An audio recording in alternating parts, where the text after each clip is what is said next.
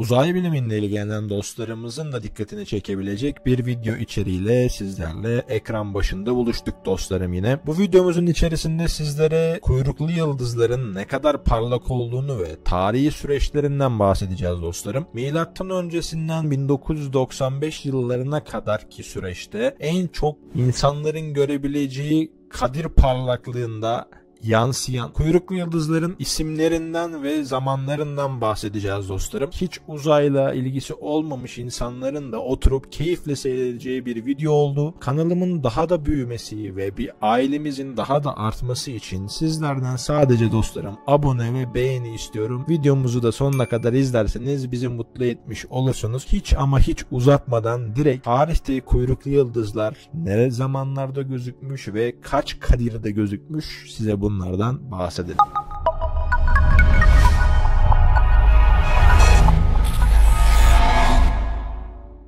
Kuyruklu yıldızlar binlerce yıldır gözlemleniyor.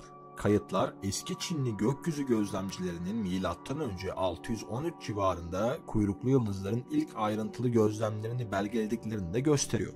Hatta bazı kaynaklara göre Halley kuyruklu yıldızının ortaya çıkışı M.Ö. 1059'da kaydedilmiş. Milattan sonra 372 yılında dünyanın diğer ucunda Yunan filozof Aristoteles'in muhteşem bir kuyruklu yıldızın görüntüsü karşısında büyülenmişti. Bu büyük kuyruklu yıldızın gökyüzünün 1/3'ini geçen parlak kırmızı bir kuyruğu da vardı. O kadar parlaktı ki yere ay gibi gölgeler düşürdüğü de söyleniliyordu. Tarih boyunca pek çok muhteşem kuyruklu yıldız görüldü.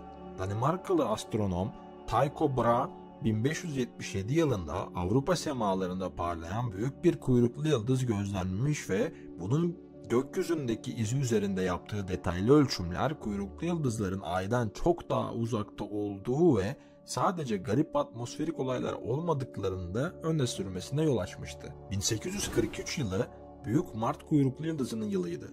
Bu kuyruklu yıldız Güneş'in etrafında dolanırken çok yakından geçtikleri, hatta bazen Güneş'in dış atmosferini sıyırıp geçtikleri için artık Güneş sıyıran olarak da adlandırılan bir grubun üyesiydi. Dünya ile Güneş arasındaki mesafenin 2 katından daha uzun olan son derece muazzam bir kuyruklu yıldız geliştirdi. 1858 yılında çok uzun, çok kıvrımlı bir toz kuyruk ve uzun, düz bir gaz kuyruk sergileyen gerçekten harika bir kuyruklu yıldız ortaya çıktı. Adını onu ilk gözlemleyen İtalyan astronomlardan olan Donati kuyruklu yıldızı şimdiye kadar görülmüş en güzellerden biri olarak da kabul ediliyordu. Gökyüzünde öylesine hoş bir görüntüsü vardı ki birçok sanatçı, yazar ve şaire ilham kaynağı da oldu. 1910 yılına gelindiğinde astronomlar ve halk ilkbaharda çıplak gözle kolayca görülebileceği tahmin edilen Halley kuyruklu yıldızının dönüşünü dört gözle bekliyordu. Ancak Halley'in ihtişamı birçok kişinin Halley ile karıştırdığı 1910 Büyük Ocak kuyruklu yıldızının ortaya çıkmasıyla çalındı. Kuyruklu yıldız çok daha parlak ve etkileyiciydi. En parlak olduğu anda -5 kadir parlaklığıyla Venüs'ün kolayca gölgede bırakıyordu ve gökyüzünde 50 derece boyunca da uzanan bir kuyruğa da sahipti. Yarım yüzyıl sonra Ikea Seki kuyruklu yıldızı gökyüzümüzü süsledi. Eylül 1965'te keşfedildiğinde Güneş'in etrafında dolanırken çok parlak olacağı tahmin ediliyordu ve öyle de oldu. En parlak olduğu dönemde -10 kadir parlaklığına ulaştı ve gündüz gökyüzünde Güneş'in yanında kısa bir kuyruğu olan yıldız benzeri bir nokta olarak da görülebildi. Kuyruklu yıldız Güneş'e yaklaşırken kütle çekimi etkisiyle parçalandı. Ancak sabah gökyüzüne yükseldiğinde uzun, hafif, kavisli veya kancalı kuyruğuyla hala çok etkileyiciydi. 1973 yılında astronom Lubos Koatek tarihe geçecek bir kuyruklu yıldız keşfetti. Ancak ünü parlaklığıyla ilişkili olmadı. Koatek kuyruklu yıldızının yörüngesi hesaplandığında son derece parlak, belki de bir yüzyıl boyunca en parlak kuyruklu yıldız olma potansiyeline sahip olduğu ortaya çıktı. Hem astronomlar hem de halk çok heyecanlıydı.